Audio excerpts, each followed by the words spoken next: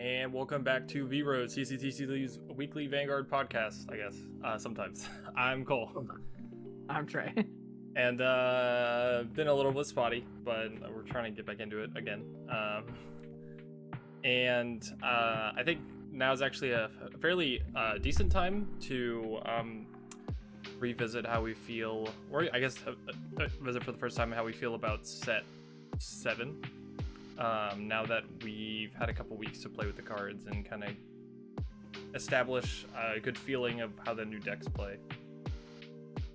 Yeah, it was a good set. Probably shouldn't have been $1,000 case, I don't think. And I know that's going to be the normal going forward. And I'm only going to be okay with that price tag if they add box toppers. If they don't add box toppers, that price is not okay. Like, even with box toppers, it's like pushing it, but I don't know.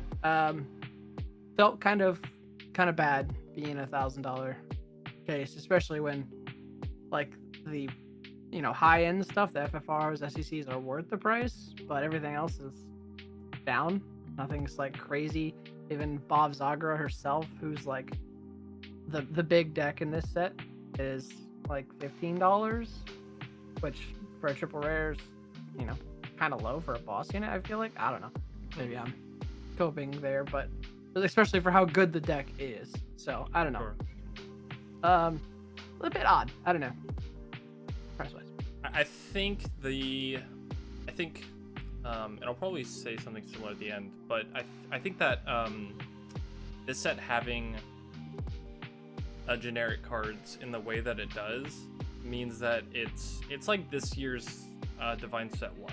Like, if you weren't able to get anything from this set when it came out, or around the time it came out, and you need generics for it later, you're going to have a little bit of a rough time. Like, it's hard to tell. I don't think the cards in this set are going to appreciate in the same way that they have in set 1. Or like Gun Cyclers are still like a card that's, in my opinion, more ubiquitous than the Pride Cyclers that are in this set. But we'll see. It's really weird because they're a card that isn't as widely ran, I think, so far. Yeah, I was kind of surprised with it over the last couple weeks, just between playtesting and like actual tournament play. I think it'll find its spot in decks, definitely, especially decks that don't use soul at all, because one soul blast here and there's whatever. But yeah, I was kind of surprised that 2 ofs in a deck maybe, but people are still relying on some other things like the Gun Cyclers mostly over the Pride Cyclers, so I was kind of surprised by that. But I will say, getting to actually play with them a little bit myself, I do like them a lot. I think the shield is a nice, have. Their second skills are nothing to write home about, but they're kind of nice. Like, it happened in a game earlier tonight between Cole and I, where that 5k that the Brett Gates Pride Cycler gave was the difference between me winning the game and him losing it. So, like, obviously there was another turn and it could have been whatever, but I mean, in that moment in time, that was the case. So, nothing to write home about, but I think pretty good, and all of their prices are pretty, reasonable for the most part. Yeah, expected. I think they're cards that, after playing with them enough, are very clearly cards that are trying to give decks that don't have much of an early game, like something that can give them, can let them commit at least a rear guard early, that's not bound to having like a grade 3 Vanguard or anything like that, and also giving you a card to guard with that can really help in matchups you might struggle with, I guess. Like, if you're a deck that needs to try just that bit harder against like stride decks, those new Persona shields are unreal. Like, the fact that they're 15k shields against stride decks is like hard to understate.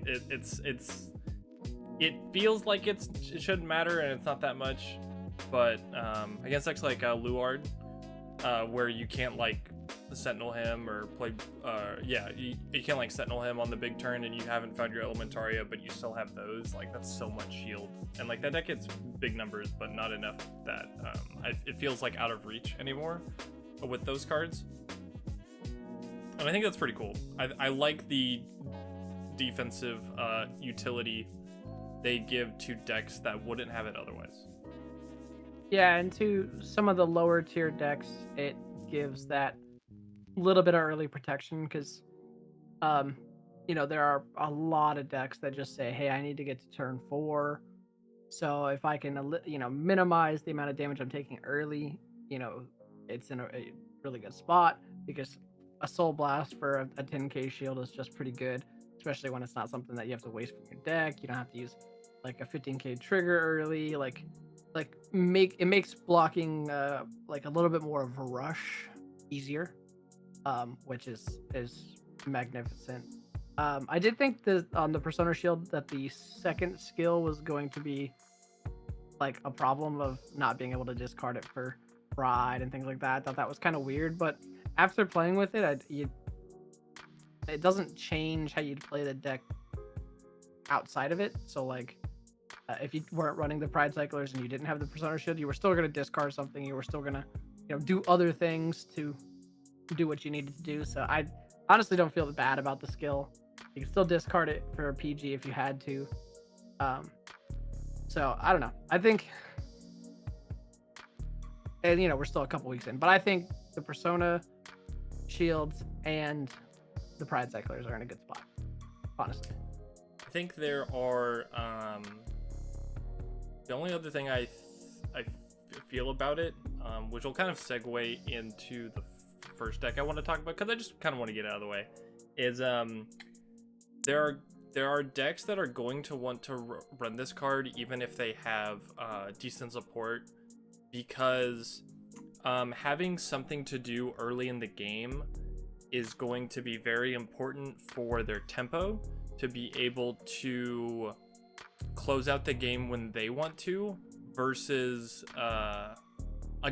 against decks that won't give them enough time to set up like their big kill turn. And the reason I think and the reason I think that is because I've been trying out the Lyrical Pride Cycler a lot in Artisaria, which is a deck that like really needs to have a really good like tempo, like amount of damage it's pushing even early in the game, in order to not so much win on turn 4 when it has 2 sound systems and it gets the crit and it's starting to get like 5k to the front row, but it needs to it needs that turn to be meaningful, and it's a lot less meaningful when you're not doing anything at all early, like at all. Like so many cards in that deck need you to have like a sound system in your order zone, or need you to be on grade 3, and like you're not doing anything with all these cards in your hand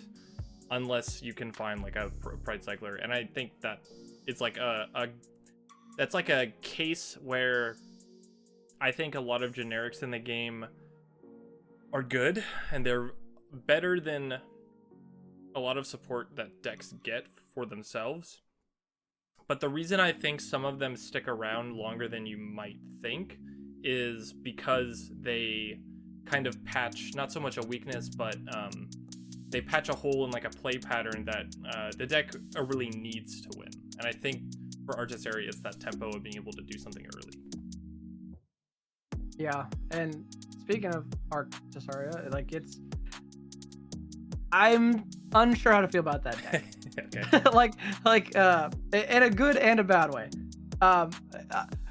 In a good way because I think it's very fun. I think it has a unique system that it's like trying to play with. Like it's multifunctional with its orders. You can do one thing or the other. One of those being a legit lock, and that I don't like. Really? I mean, I know it's only one card, but man, is it annoying when, like, you're a 4-attack deck and you lose one of your attacks just because it's there. And I mean, even like there are a lot of decks like Maelstrom and things like that where its whole thing is a bunch of small attacks, which I know it's a little different now, the new Maelstrom, but I mean, disrupting that flow is so not so abrasive, but like it's annoying enough, especially because you can lock every turn if you want, like as long as you have the 4 orders, like you can do it 4 turns. And that's just annoying. I think it's pretty toolboxy in that sense where you can go for power and attacks with, calling the shadow army tokens and the lock. So it's pretty fun that you can do both, and that's why I think it's a good and bad thing. Also a bad thing because of the price of the generics that you are mostly needing to run. Set and Yuika are just stonks. The way I play the deck, I don't have a Yuika's, which is fine. I think in a lot of the scenarios, if you were using Pride Cyclers and a Yuika as much as you are, you would blow through so much soul that I don't know if you'd be able to use both of them most of the time, if I'm being quite honest. I really like the grade 1 that she got in this set that could go into soul and bounce a rear guard after it boosts. And I think that, like, that meshes really well with the Pride Cycler, and I think, I don't think that a Yuika is bad, obviously. Like, the fact that it can be used multiple times for the 1 copy is, like, really strong. But there's something to be said about the play pattern of this deck where, it's interesting. It's like, the way I sum up this deck in my brain is that the entire time you're playing it, like, you're suffering from success in like a good and bad way. You draw a lot of cards, and you have really consistent pressure as far as your numbers. This is gonna sound like I'm this is gonna sound really stupid, but it doesn't feel good the amount of cards you can draw into that are dead, as far as like having no shield because you have to run a decent amount of orders. You have Aura and like cards like her. It's pretty much the only card that can help you get more orders out of the deck, because beyond the 2 you search from the ride line, you don't have a way to find more. So you can be caught on like a Persona ride turn or even a turn 5 or something like that, where you'd really like to get 4 orders in your order zone to be able to get like 10k to your front row when she attacks, but you haven't come across any other copies of any of the orders you've been playing. And that's why I think sometimes the ratios of what orders you play is a little bit debated, because sometimes you don't even need to lock your opponent's rear guards to stuff their offense. You need it to stall the game just one more turn, hoping you can like draw into that order you need to like finally, close it out the way you want to.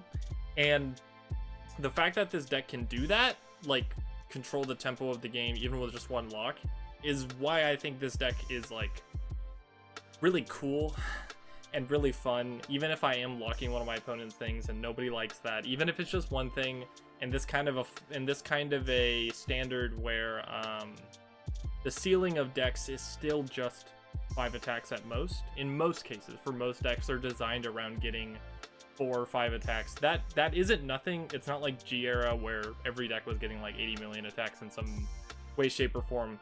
And I'll never disagree with that. But I do think that it's something that I've definitely missed about Vanguard, is having a deck that is a bit more matchup, not dependent, but she's very contextual in the matchup. Because like you would think that locking one of your opponent's rear guards like every turn is the thing to do. It really, really, really isn't actually. Like, it sounds really good on paper to do that as much as you can, but if you've drawn into so many orders and you want to filter them out of your hand either by discarding or by putting them in your order zone from your hand with her act to like draw a card off of doing that instead of from the drop zone, it genuinely is just better to play the order that draws a card and makes the token. It just is. Like, you would rather build up your board and have bigger numbers to be able to like push back against your opponent instead of just always giving them like one less attack that you would have to guard. I don't know. Yeah, it's very nice for Arxaria players because it is just that stall, is that setup that some decks need. Just I need another turn to get this one more piece, or I need this another turn to rebuild my hand, or whatever it is, to have enough resources, enough counterblast, enough soul blast, enough energy, like whatever it is, it allows you to slow the game down at your tempo when you want it to be slowed down, which is really good in that sense. But as the opposite side player, sometimes it's very annoying. But like I said, I have no complaints with it because it's one lock. If it was two, right, get it out of the game. For sure. But if it's one, I have yet to play against a deck that has a restanding Vanguard. Like, I think that's something that can really stuff this deck. While I don't think that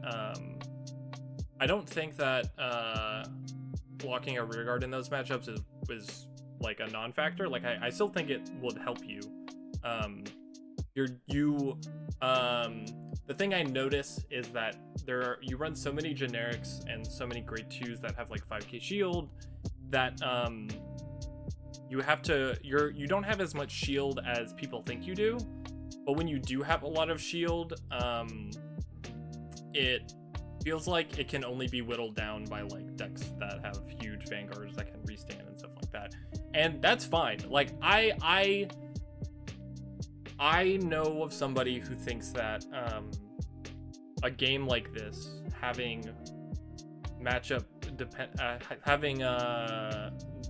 having matchups, stuff where like some decks can like completely stuff other kinds of decks, it is really hard to have in this game, or this game shouldn't have them.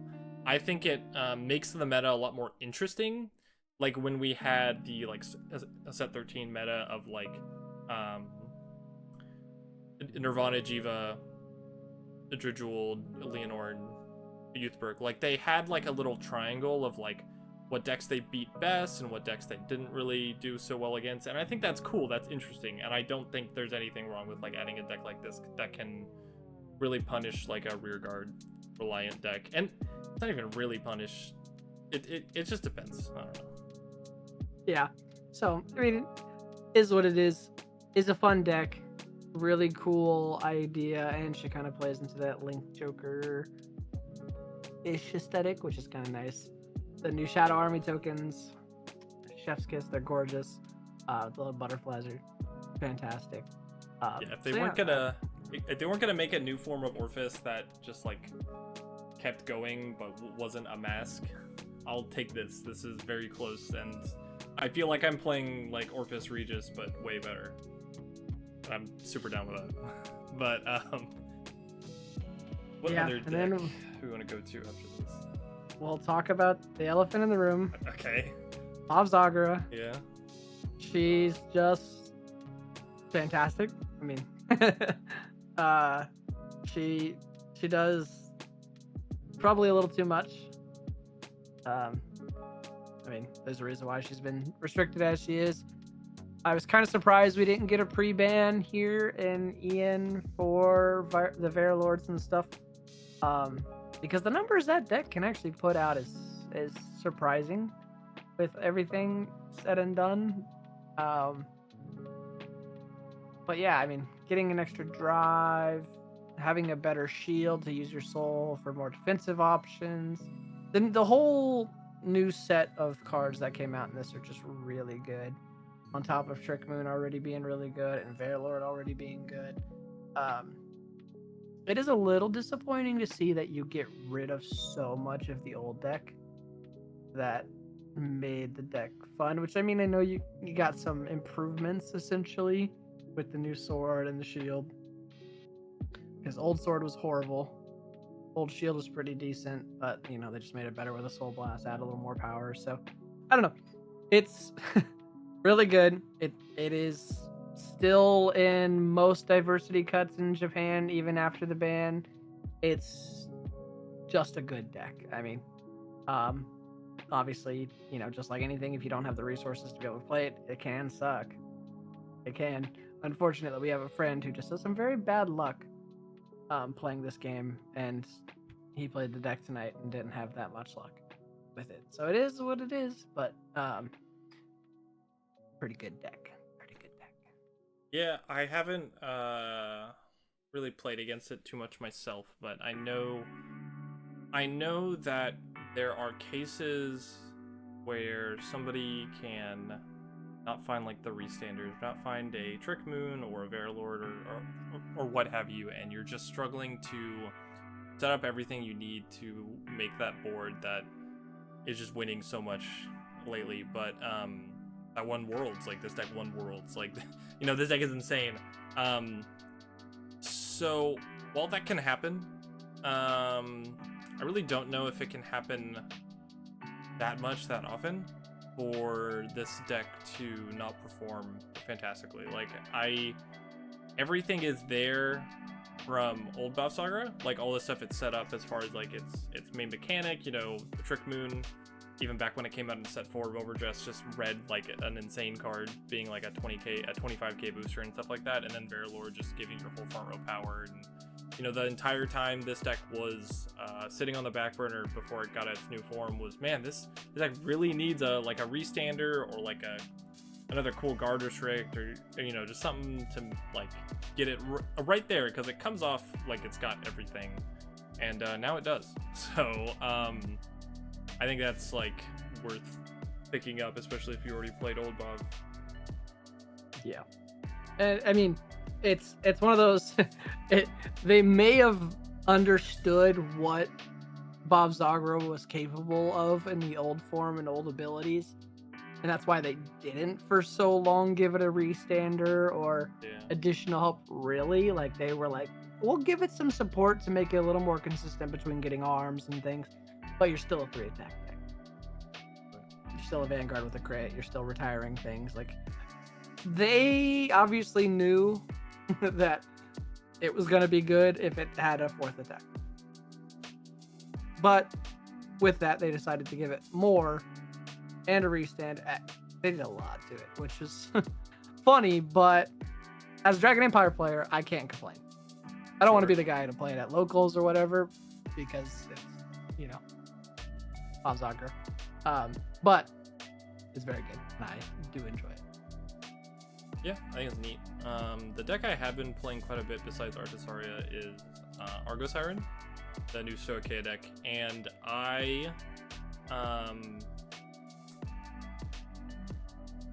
this deck, weirdly enough, gives me a lot of nostalgia, because when I first got into the game, one of the first decks I ever built, or tried to build at least, was Aquaforce. I picked up like the old G trial deck back with like Thavas was the thing, and I thought that was really cool, and I just love the aesthetic of it.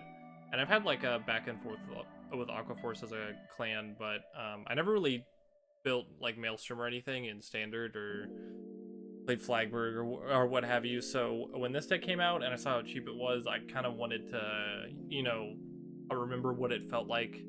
And this deck definitely helps you remember what it felt like. It definitely feels like the modern day version of like Athavas, or one of those Aquaforce decks that isn't Maelstrom, and it feels really clean to play. Like it has a lot of good deck filtering. You can do quite a bit early if you want to, and the idea of like binding your orders to do things is really cute. I just think it's missing something, and I mentioned it earlier to try back our locals, but I feel like it's missing like a grade 2 order that can like give something a crit when you bind it. And so instead of like standing a rear guard or giving something a crit, and it feels like there's a decision to be made there that feels kind of cool and a bit more thoughtful than just cramming the same 2 orders in the order zone, but it just came out, so probably give it some time. Yeah, and I think its consistency is actually pretty good for what it is. Like out of this set, I think it's the most complete deck. Well, like if you're just building purely from this set, yeah, like obviously there's Viceroy, but that's a different story.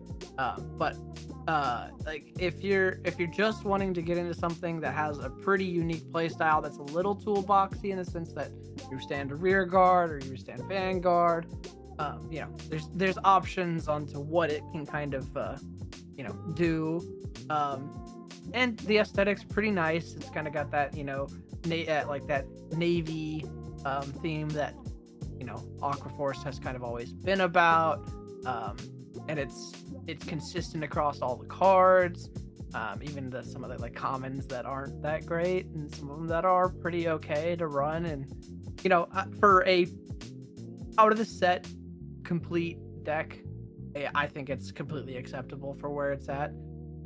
It can still compete with some of the good, like, better decks, in a sense, just because it can play a little more rush style. Like you don't feel as bad getting rid of resources early because you have a lot of cards that can kind of recuperate, Energy Blast or Counter Blast, like on that grade 3. There's a couple other little things that just let you draw. You use all of your resources well, I think, and nothing feels like overbalanced or out of balance because you kind of have options on things. So yeah, I don't know, it feels pretty decent, and I can't complain where it's at. Yeah, it's missing a piece or two, but it just came out, so like it'll get something. I think the thing that kind of makes me enjoy it as much as I do is the options you could have if you really wanted to dig into it. Like, I feel like this is a really good deck for like somebody who wants to try a bunch of different things to see what works, because the grade 3 set order that this deck has just tutors a Tear Dragon from your deck.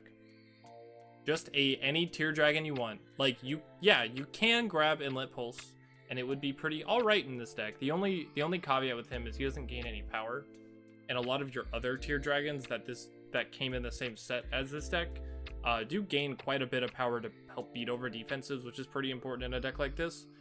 But he's still worth running, as like you could run like a couple 2-ofs or 1-ofs of like Tear Dragons you think might do something meaningful. The Pride Cycler in this set is a Tear Dragon, so if you want to set up some defensive cards in your hand for your opponent's next turn, you can do that. Yeah, like Trey said, you have a lot of good options between like standing a rear guard or standing your Vanguard or doing both. Like, you don't have to do both every turn, but it is fairly strong to do that. And I like that we have finally a Battle Siren Vanguard, which was like a pretty long time coming.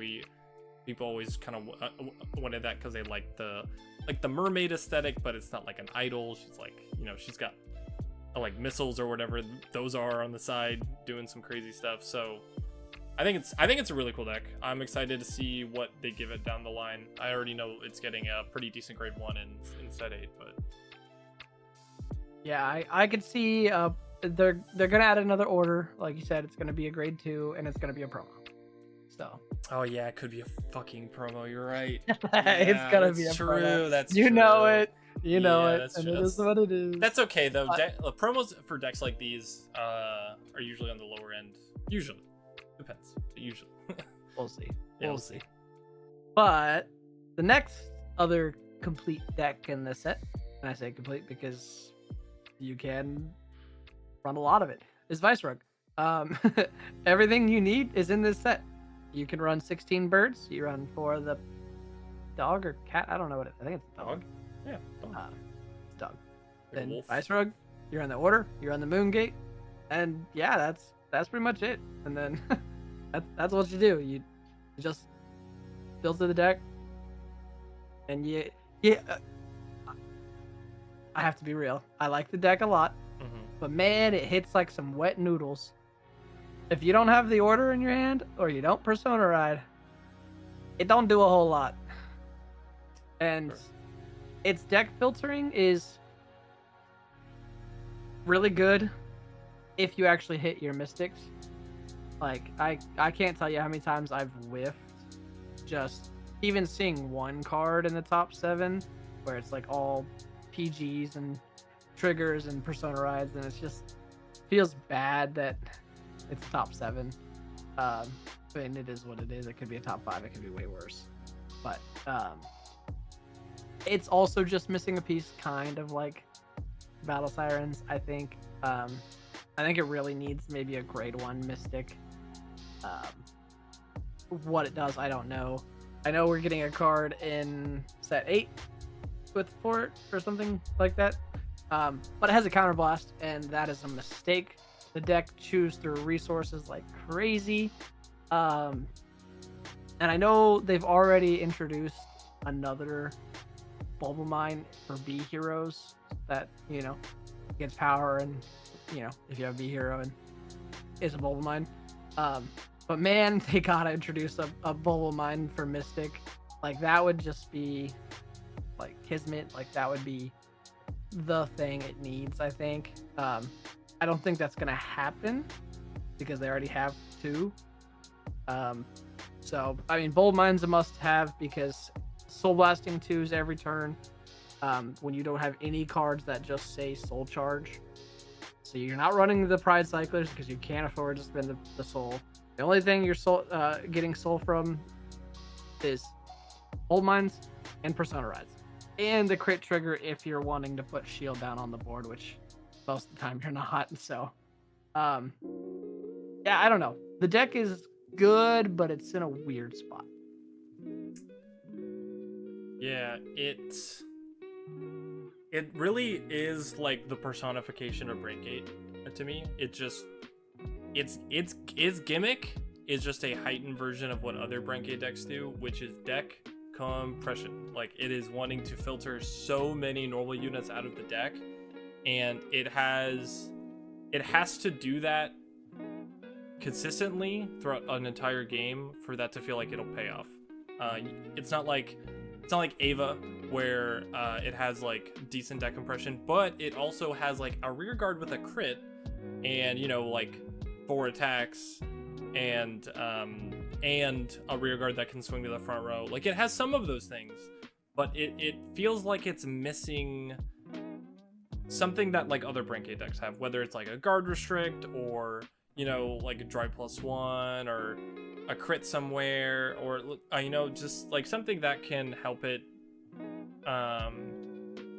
give it something to do along the way to its deck compression goal, because that takes a while to set up.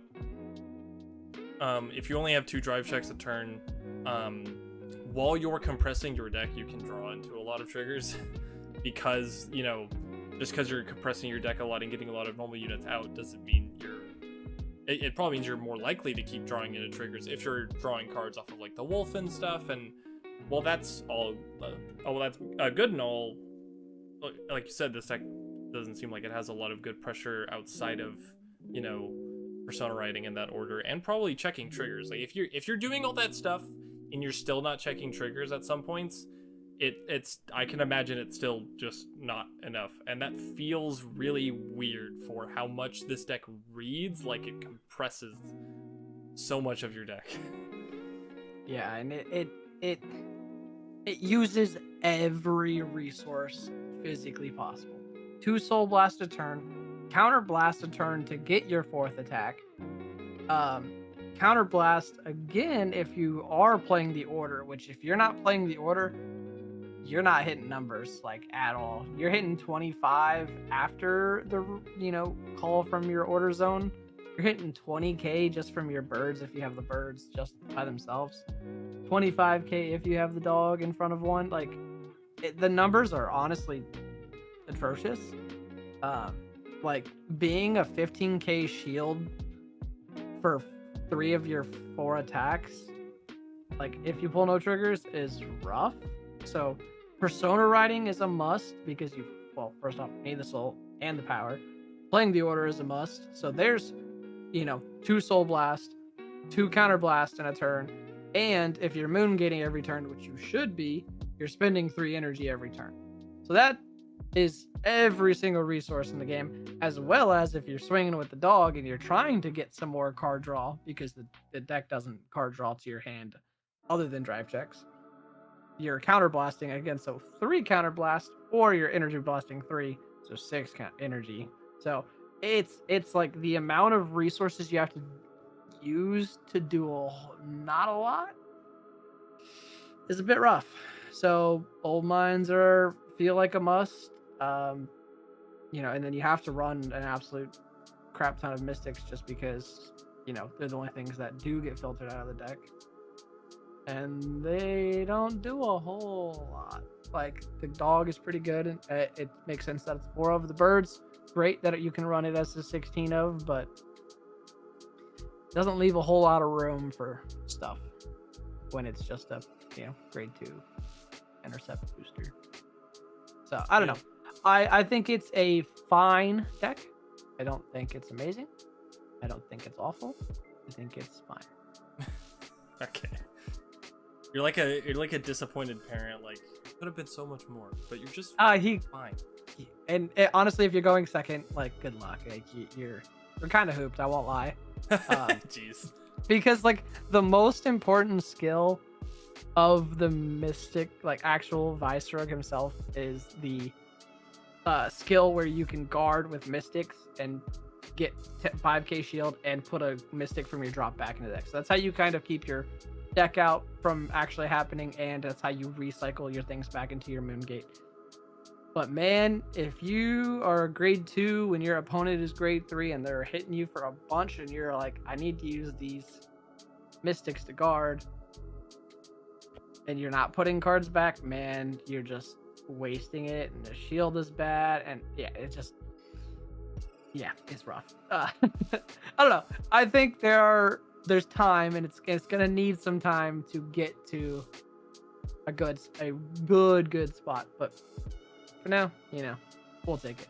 Yeah, luckily the character who plays him in the anime will be in the next season, so hopefully he gets something meaningful. I guess when you describe it that way, it comes off like a deck that is really good at compressing itself and getting normal units out of the deck, but it really can't do that very well to like have that going on and the guard skill from Viceroy to kind of have its little engine to keep going through its deck and try to make your game plan work as consistently as you can.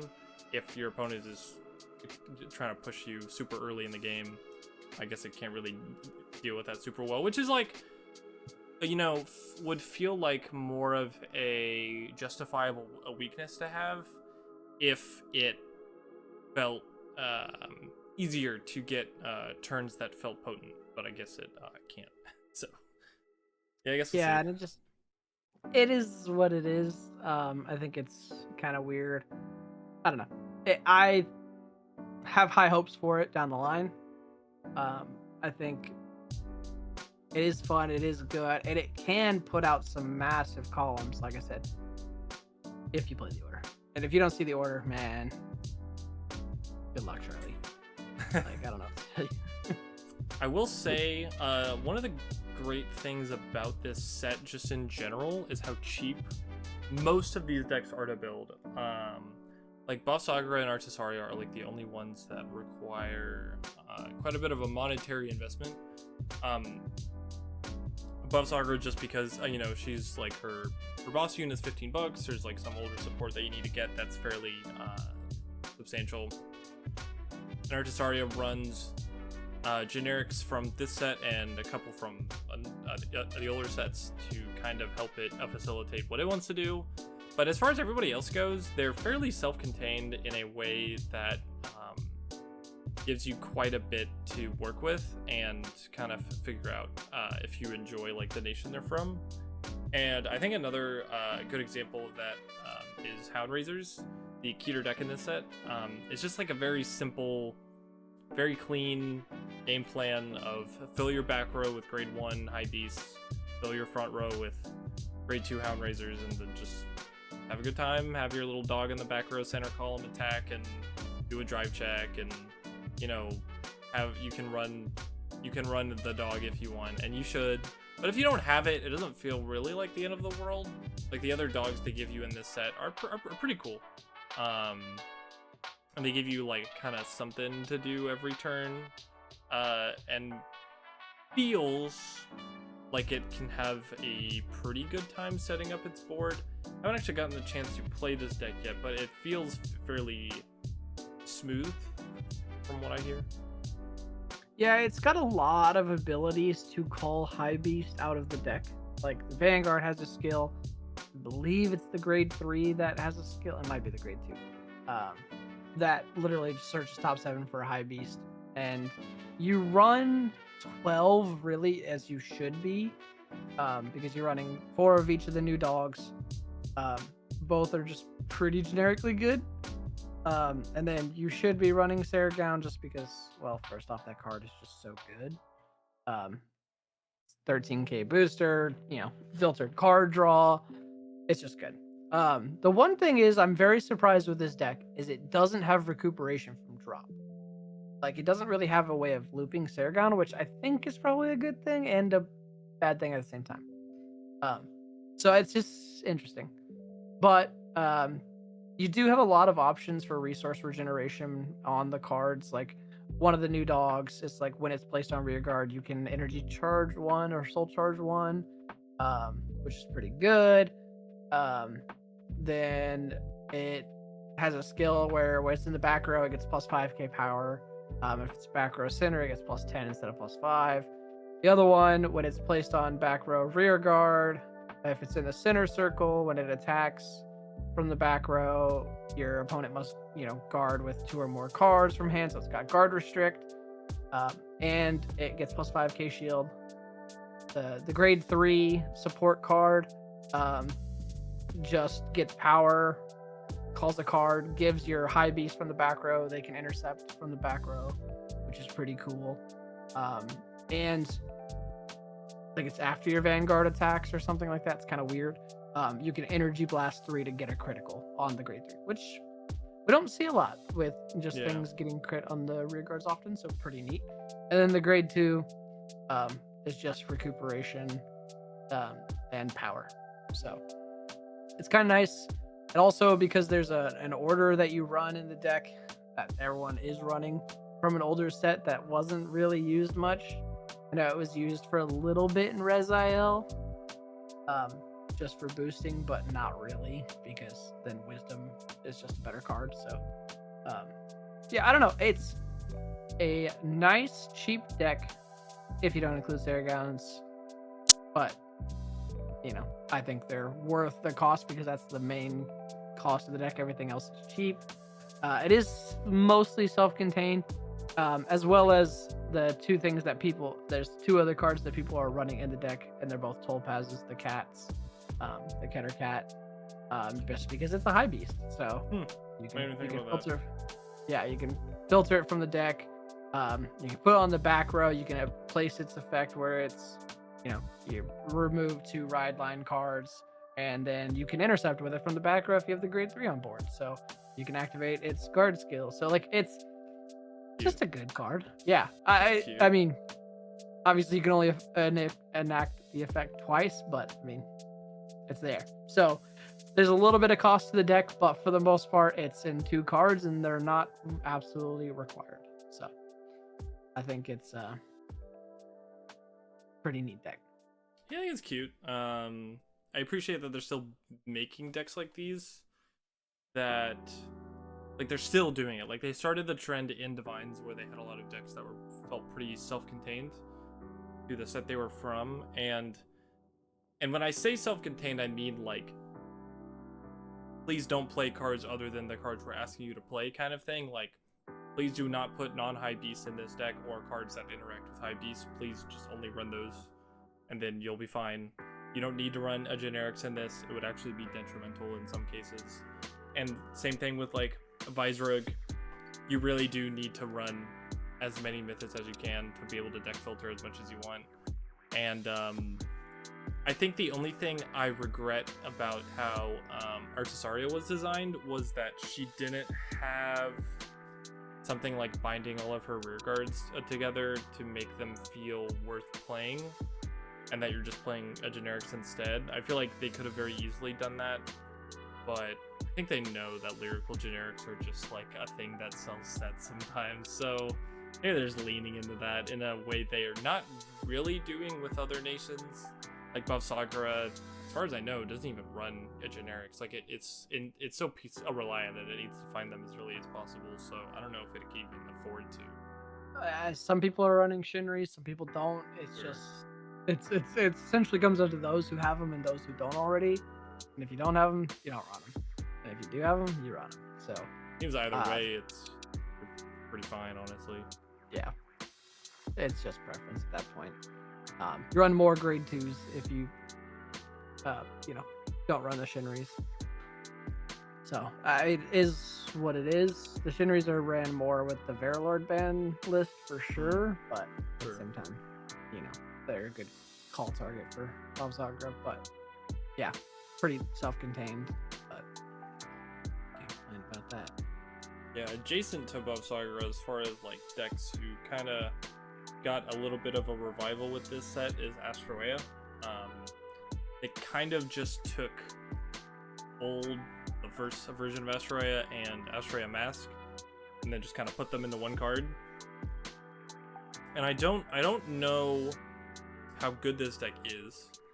It comes off like it's fairly decent, actually, especially because you get to run the full power of a cracked card as Bifrons and other cool Dark States cards that can help you filter cards in and out of your soul. But I wonder if this is a deck that is trying to recover from the sins of Mask, but just ends up running Mask anyway. Like, I know the current way people try to make Zorga work, even on its new divine form, is they'll run the Mask stuff anyway, just to give them a better going second turn and to give them more of like a versatility with what they want to do just in general, and having a way to catch up if they're pushed back. So I don't know if this is one of those decks that can do that. It reads like it would, simply because she has a good time now binding crits as well as Astroeas just in general. So I wonder where that deck is going, I guess. Yeah, I think it is a good sign for things to come. In the sense that I think a lot of decks that did have the Mask problem, like Orpheus, that had an original form that was okay, it came out with another form that was also better but okay, and then it came out with the Mask version that was really good but inconsistent. I think it's drawing that line of finding the balance of the card to make it playable but also still pretty good. So I think down the line we'll start to see more like Orpheus to reprint that helps update that deck and gets it brought to life.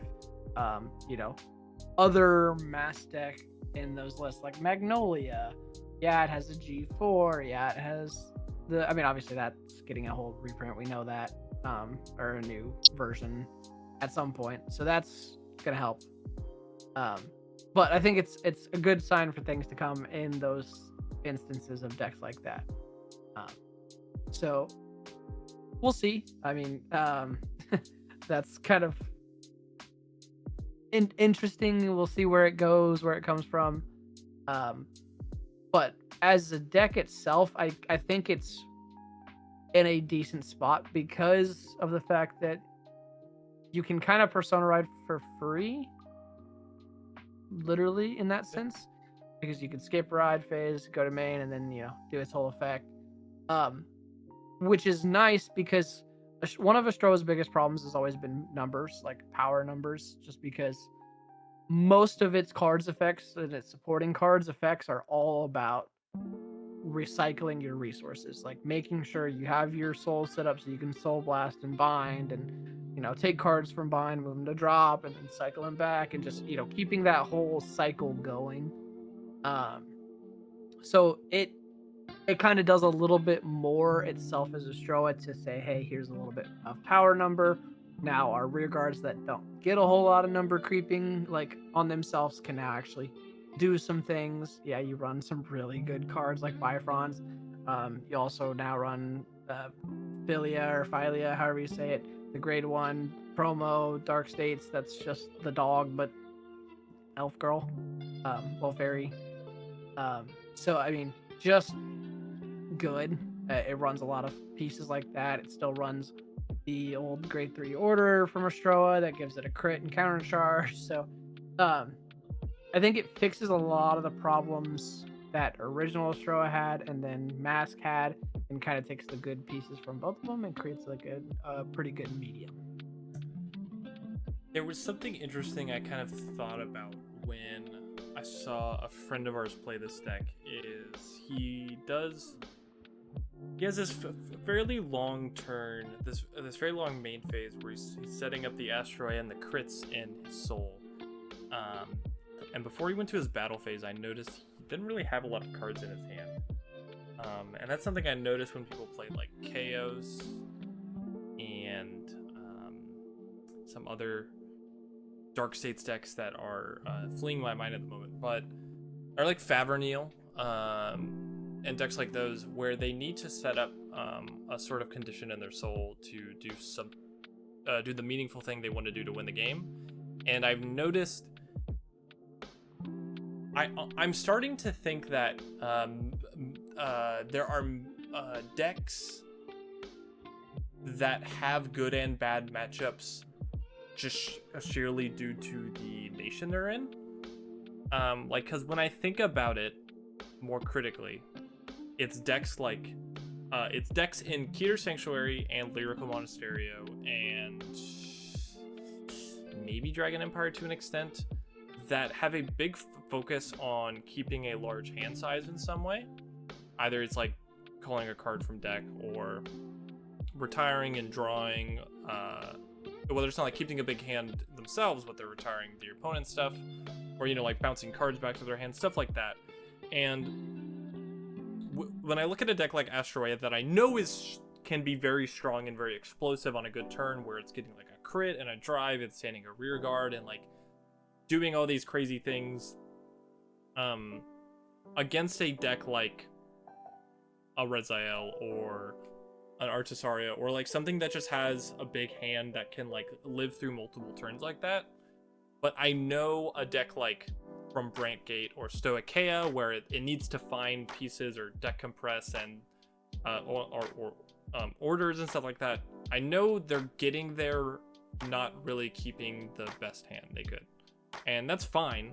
What they do is a bit more technical, and it needs a bit more setups, and not so dissimilar to a Dark States deck. So I think that this deck would have a really good time against them, just because of that. So it's like an interesting thing to think about, I guess. I don't know how true this theory is, but it does sort of feel like it's kind of more present now than ever. Like I think this deck is gonna have a rough time in a meta that a lot of Keter decks are being played in, or a lot of like Dragon Empire decks are being played in, or what have you. Decks that can like draw a lot of cards and keep a consistent hand size. Well, you think that maybe a good Vanguard deck, any good Vanguard deck could do that? It's been proven that decks like a Levidros, well, that can draw a bit. It's in a weird, how do I put it, like Stoicheia way that isn't quite the same as like how other decks would, I guess. I don't know, it's a weird thing, but just something I noticed when it comes to like Dark States decks, I guess, in particular.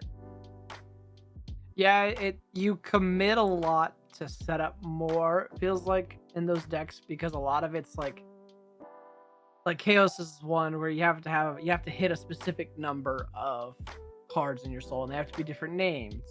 So you have to soul charge a lot in case you hit duplicates, which you don't run a whole lot in there, but I mean, Aghanamath, grade 3 Makanis, you commit a lot from hand and board to build that soul blindly.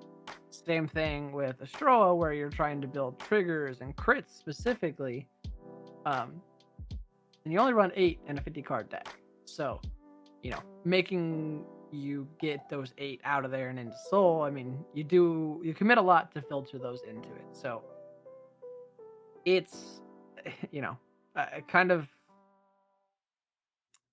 of the duality of the deck where if it's set up, it's great.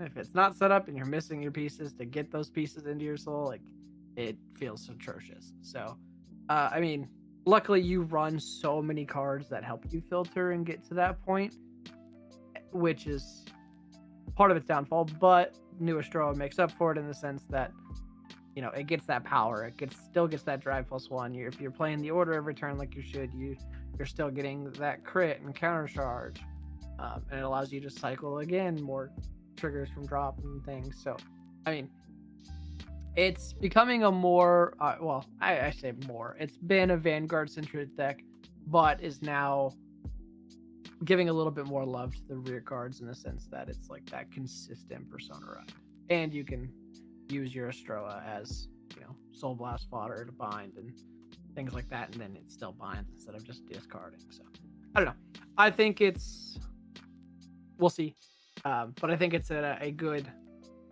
line forward for a lot of these decks that have had decent pieces, but between their different forms and variations need it to be refined a little bit. So we'll see. Yeah, very, very, very high ceiling, very low floor. But I feel like that's just the case with a lot of Dark State decks these days. I can't name very many that don't have some kind of like fairly low floor, but a really, really high ceiling. Like Blankmire is another deck I can think of that has like that with the right rear guards and the right setup, it can hit like a truck, but it just doesn't always.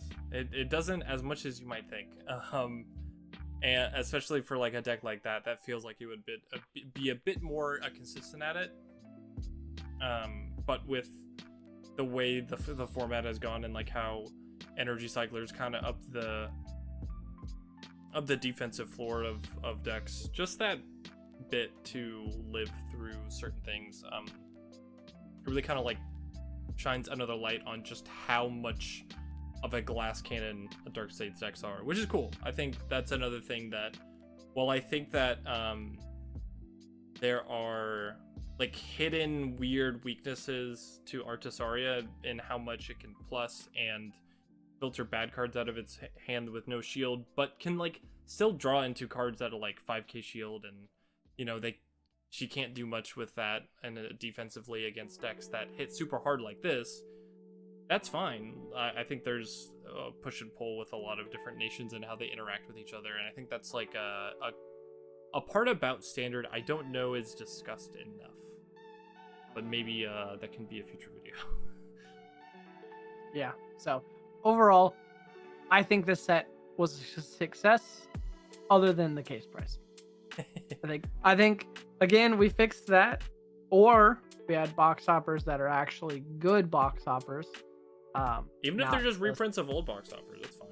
Well, it depends on the reprints. Like, we don't need another prison reprint of that security recruiter or whatever it is. Yeah. We don't need that reprint again. If there's a reprint of Saragons on the thing, it's a lower rarity Shinris. Even like, I know it kind of is the whole point of like the promo and buying the manga of getting the promo through this way. It's still kind of a thing that maybe they could reprint those failures, stuff like that. I mean, they have to make the price worth it. Either add more cards into each box, add better rarity pulls per box or case, which they have done starting with this set. Actually, you do get more silvers and frame rares per box on average now, actually. On average, but they also removed the energy cards from this one, which was a weird one because those weren't taking up any like crazy spots or for anything. Like those the really fancy energy cards. Yeah, the fancy energy. So like, again, a whole nother minus to the price. Like, sure. Like, I get it.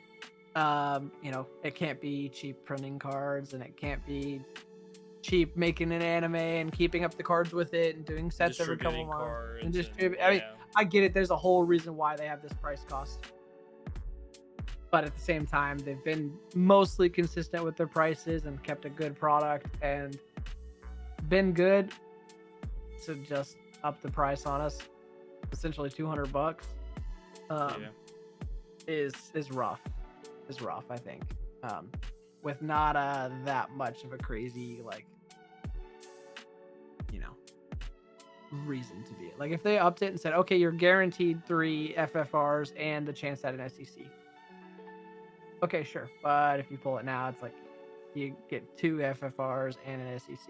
Like it takes a spot of an FFR. Like I don't know. There's something they could do to make the $1,000 case price worth it more, I think. But that's not a big complaint. It's just I think if you were getting into the game with this set, you would have a pretty good time. I think if you had them, you were the type of person to buy cases for card games you play. This and probably Festival Booster are the 2 sets of the whole year that I would say it is very, very, very much worth getting a case for. And I would say maybe sets coming out later, there isn't really much of a reason to, especially if you got one for this set.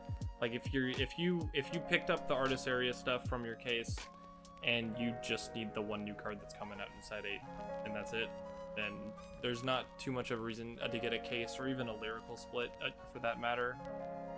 There's like a groove that these sets come with where a card can come out for a pretty hyped up deck and it'll be like $50 or $60 pre-sale, but it'll be $20 when the set comes out. Just pick it up then, and then you're good and you'll have a good time. The game can be cheap without needing to buy cases of stuff, but for a set like this, it is pretty worth it, especially if you have like a play group you can go into it with. But yeah, I don't know if there's much else to say. I think something that was really cool that I noticed was that every single start deck got a cool double rare that gave you an extra attack in some way, which I think is cool.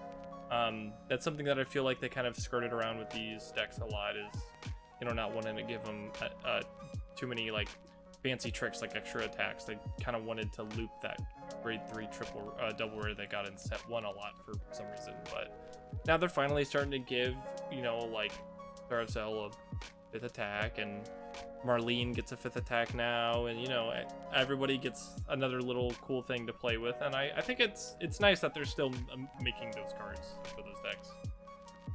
Yeah, and with the promos that they released for all of the decks just a couple months back, the decks are, I mean, if you didn't want to spend a whole lot of money on the game and you wanted to say, hey, I'm going to play a deck that is constantly getting support every case for every set, because it has. I mean, some of them are, commons, which most of the time that's what it's going to get.